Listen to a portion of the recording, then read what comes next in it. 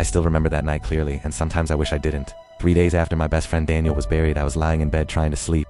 The whole house was silent, and the rain outside made everything feel colder. Daniel and I had been friends since we were kids. Losing him in that sudden car accident didn't feel real. I kept thinking about the last time we spoke. Then suddenly, my phone rang. I checked the time, 2:17 a.m. At first, I thought it was just a random call, but when I looked at the screen, my heart nearly stopped.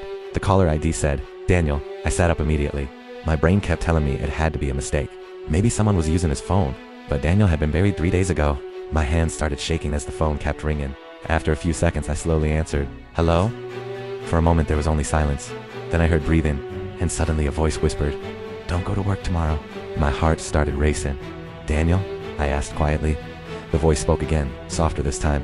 "Please, don't go." Then the call ended. Just like that, I stared at my phone for a long time, trying to convince myself it was a prank. But deep down, I knew that voice. It was Daniel. That night, I barely slept. My mind kept repeating those words again and again. The next morning, I made a strange decision. I called my boss and told him I wasn't feeling well. I stayed at home. Around noon, I turned on the TV, and that's when I saw the news headline. The bus I take to work every morning had been involved in a terrible accident. Several passengers didn't survive. A cold chill ran down my spine. If I had gone to work that morning, I would have been on that bus.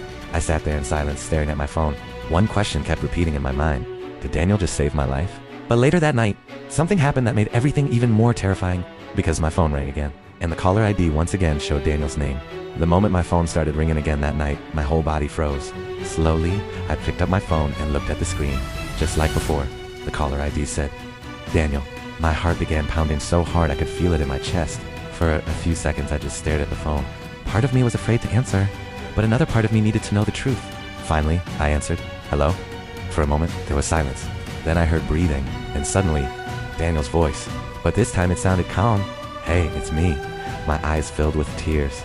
"Daniel, is that really you?" There was a short pause. "Yes," he said softly, "I can't stay long." My hands were shaking. "Why did you call me? What is happening?" Daniel spoke gently. "I called you because I couldn't let you die." My heart skipped a beat. "What do you mean? The accident that took my life was meant for you," he said quietly. "But I found a way to warn you." I sat there in shock. "So, you saved me?" "Yes," Daniel replied. "You still have a life to live." Tears began rolling down my face. "But why you?" I whispered. Daniel's voice sounded peaceful, because that's what friends do. There was silence for a moment. Then he spoke again. "I just wanted to hear your voice one last time and know you're safe." My throat tightened. "Thank you, Daniel, for everything." He chuckled softly, just like he used to. "Take care of your life. Live it well, for both of us." Suddenly the call started breaking up. "Daniel?" I said quickly. But before the call ended, he said one final thing. "I'll always be watching over you, my friend." The line went silent. I sat there holding my phone, tears in my eyes. For the first time since his death,